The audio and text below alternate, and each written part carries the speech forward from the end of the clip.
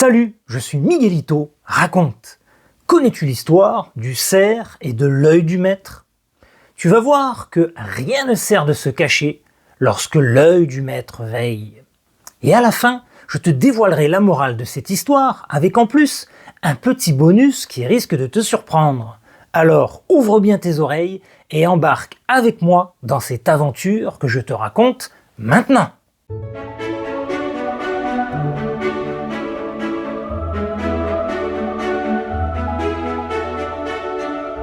Le cerf et l'œil du maître.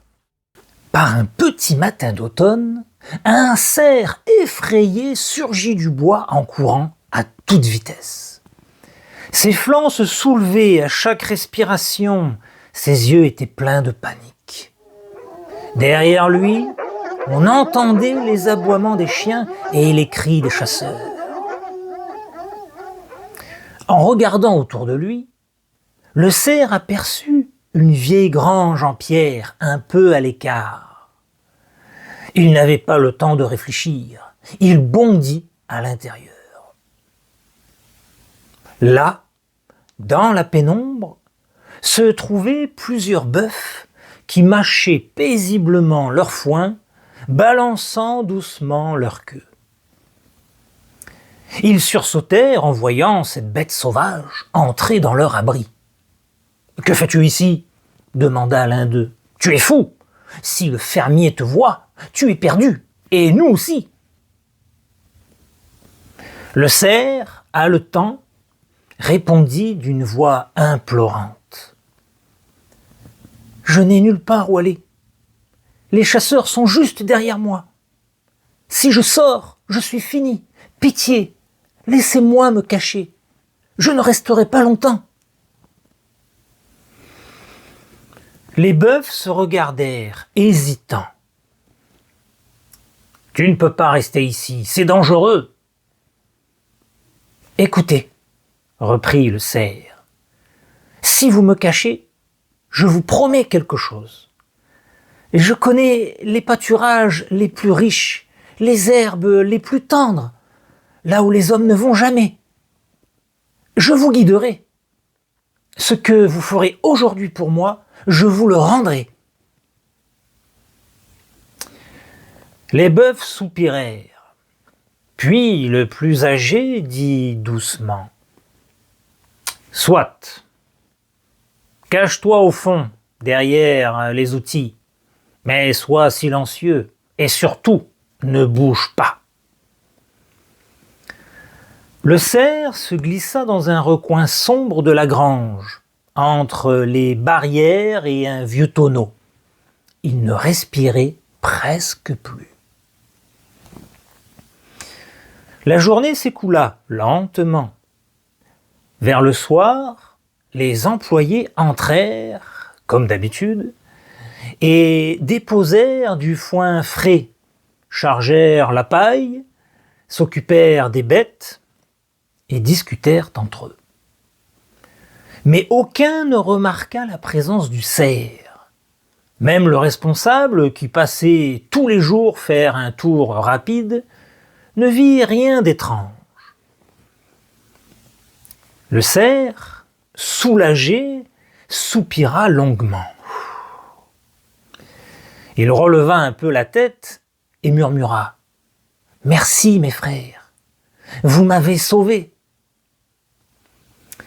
Mais le vieux bœuf, celui qui l'avait accueilli, ruminait tranquillement et répondit d'un ton grave.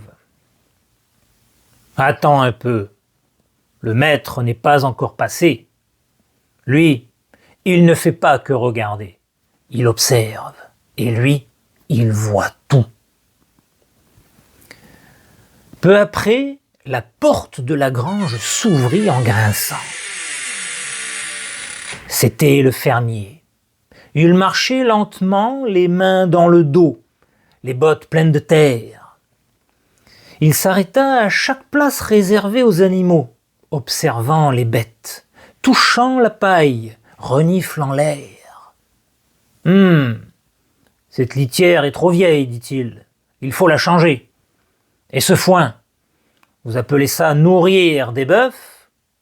Et ces araignées dans les coins, vous croyez que je ne les vois pas ? Il continua sa ronde, les yeux plissés, puis soudain, il s'arrêta.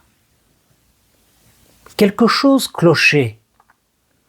Une forme étrange, une tête différente, une paire de bois qui n'avait rien à faire là.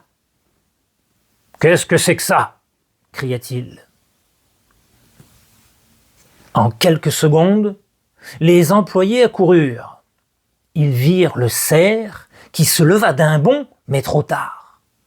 Et il fut entouré, bloqué et saisi. Malgré sa force, malgré sa peur, il ne put s'échapper. Le lendemain, on le salait, on le cuisait. Et tout le village, sans le savoir, se régala de la bête qui avait cru trouver refuge parmi les bœufs. La morale de l'histoire.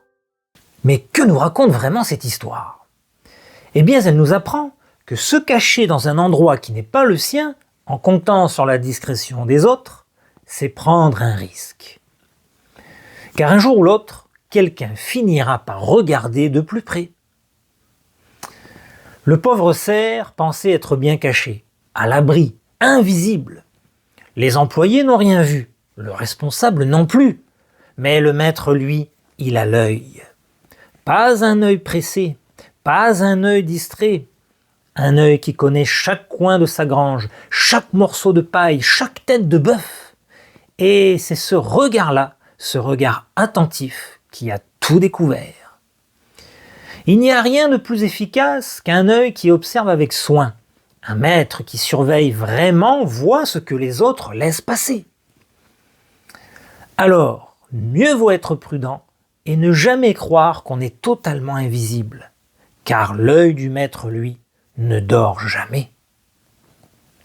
Mais dis-moi, penses-tu toi aussi qu'il est plus facile de se cacher dans un endroit que l'on connaît bien ? Réfléchis bien et n'hésite pas à me partager tes idées en commentaire. Savais-tu que quand un cerf sent un danger, il file dans les endroits de la forêt les plus denses, là où les branches s'en mêlent, là où l'ombre et les feuilles le recouvrent comme une couverture.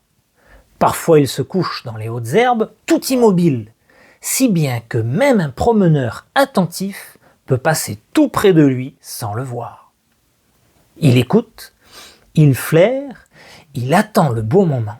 Il fait confiance à la forêt, à son silence et à ses cachettes naturelles. Alors, dans l'histoire, ce cerf, lui, a choisi un abri bien étrange, une grange pleine d'odeurs de foin et de bœuf, une maison d'humain. Ce n'était pas la meilleure des cachettes, et même s'il a su convaincre les bœufs de garder le secret, il avait oublié une chose. Dans une maison bien tenue, il y a toujours un œil qui finit par voir ce qui cloche. Dans la forêt, le cerf est roi du camouflage. Mais dans une grange, il devient un intrus qui attire l'attention. Voilà, j'espère que tu as aimé cette histoire et si tu veux m'encourager à en publier plein d'autres, n'oublie pas de t'abonner pour découvrir toutes les autres sur la chaîne. Alors dépêche-toi, mes histoires n'attendent que toi. Dans cette aventure-là, je te raconte la bataille entre un petit moucheron et le roi des animaux.